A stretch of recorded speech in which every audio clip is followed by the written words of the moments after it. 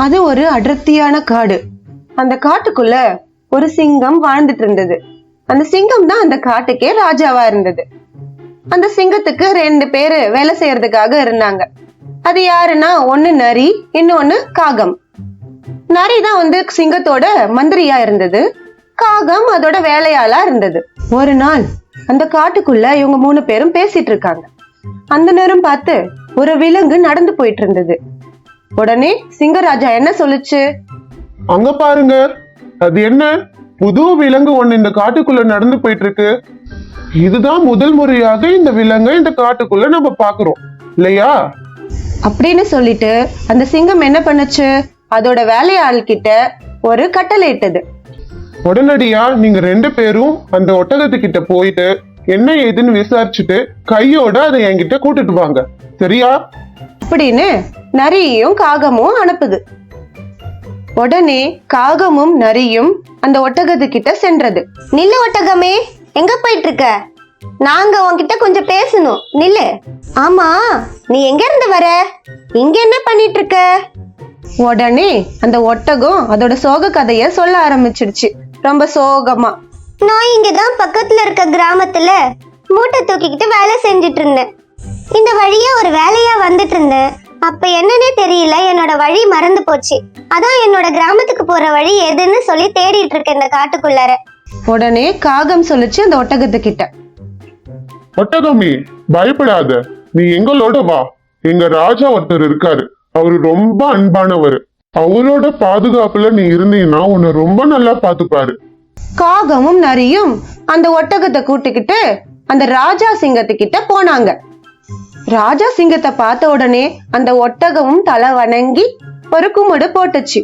ராஜாவுக்கு செய்யற மரியாதை இல்லையா? உடனே அந்த ஒட்டகம் அதோட சோகமான கதைய ரொம்ப சோகத்தோட சொல்ல ஆரம்பிச்சிடுச்சு. அந்த கதையெல்லாம் கேட்டதும் சிங்கராஜா உடனே சொல்லுச்சு, ஒட்டகமே பயப்படாத, நான் இருக்கிற வரைக்கும் உனக்கு யாராலையும் ஆபத்து வரவிட மாட்டேன் அப்படின்னு ஆறுதல் சொல்லிட்டு 4 பேரும் பேச ஆரம்பிச்சுட்டாங்க. ஒரு நாள் சிங்கத்துக்கும் ஒரு மதம் பிடிச்ச யானைக்கும் கடுமையான சண்டை வந்துருச்சு. இந்த சண்டையில யானையோட கூர்மையான தந்தத்தை வச்சு சிங்கத்தை ரொம்பவே தாக்குனதுனால அதுக்கு கடுமையான காயங்கள் ஏற்பட்டுடுச்சு. சிங்கத்துக்கு ரொம்ப காயங்கள் ஏற்பட்டதுனால அது ரொம்ப சோர்வா ஆயிடுச்சு. அந்த காயத்தோட மற்ற விலங்குகளை சிங்கத்தால வேட்டையாடி உண்ண முடியல. அதனால அது போக போக ரொம்ப வீக்கா ஆயிட்டு இருந்தது.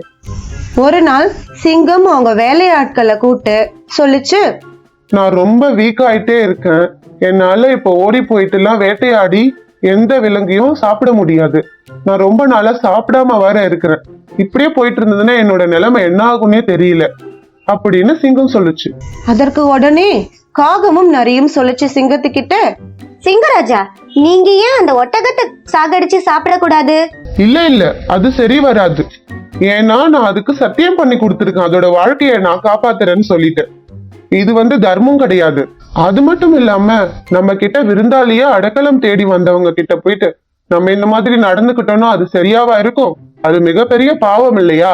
அப்படின்னு சிங்கம் சொல்லுச்சு. உடனே நரியும் காகமும் சொன்னாங்க, அன்பான ராஜா அவர்களே, ஒட்டகமே தானா வந்து அதோட உயிரை எடுத்துக்கோங்கன்னு சொன்னா அது பாவம் இல்லைல்ல? அப்படின்னு சொன்னதும் சிங்கராஜா தலைய ஆட்டுச்சு. உடனே நரியும் காகமும் இந்த ஒட்டகத்துக்கிட்ட போனாங்க. அங்க போயிட்டு ஒட்டகத்துக்கிட்ட மொத்த கதையும் சொல்ல ஆரம்பிச்சாங்க. நம்ம ராஜாக்கு இப்போ உதவி தேவை, நம்ம தான் உதவி செய்யணும். நம்ம ராஜா கடுமையான பசியில இருக்காரு. நம்ம ராஜா ரொம்ப நாளா எந்த உணவுமே சாப்பிடாம இருக்காரு. அதனால நம்ம தான் அவரோட உணவா ஆகணும் இல்லையா? அப்படின்னு நரியும் காகமும் ரொம்ப சோகமாவும் பண்பாவும் சொல்ல ஆரம்பிச்சாங்க அந்த ஒட்டகத்துக்கிட்ட. இத உடனே கேட்டதும் அந்த ஒட்டகத்துக்கு ரொம்ப பாவமா மனசுல தோணுச்சு. அதனால இவங்க சொல்றது எல்லாத்தையும் நம்பி அவங்களோட சிங்கராஜா இருக்கிற குகைக்கு 3 பேரும் போனாங்க.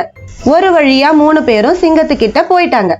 முதல்ல நரி தந்திரமா சொல்லுச்சு, அன்பான ராஜாவே, என்ன சாப்பிடுங்க, என்ன சாப்பிட்டு உங்க பசிய தீர்த்துக்கோங்க, உங்களை வேண்டி கேட்டுக்கிறேன் அப்படின்னு நரி சொல்லுச்சு. உடனே சிங்கம் சொல்லுச்சு, வேணாம் அது சரியில்லை. அப்புறம் காகம் சொல்லுச்சு, அன்பான ராஜாவே, என்ன சாப்பிடுங்க, நீங்க இப்போ என்ன சாப்பிட்டு உங்க பசிய தீர்த்துக்கோங்க அப்படின்னு காகம் சொல்லுச்சு. இப்பயும் சிங்கராஜா என்ன சொல்லுச்சு? வேணாம் வேணாம், அது சரியில்லைன்னு சொல்லிடுச்சு. இப்ப உடனே ஒட்டகமும் அதே போல அன்பா சொல்ல ஆரம்பிச்சுது. ராஜாவே, என்ன சாப்பிட்டு உங்க பசியை ஆத்திக்கோங்க. அப்படின்னு சொல்ல ஆரம்பிச்சது. இத கேட்ட உடனே அந்த சிங்கம் கடுமையான பசியில இருந்துச்சு இல்லையா, உடனே அந்த ஒட்டகத்து மேல பாஞ்சி அந்த அப்பாவி ஒட்டகத்தை சாப்பிட்டுட்டாங்க 3 பேரும் சேர்ந்து. இதுல இருந்து நம்மளுக்கு என்ன தெரியுது? நம்ம யாரையுமே அவ்வளவு சீக்கிரம் நம்பிடக்கூடாது.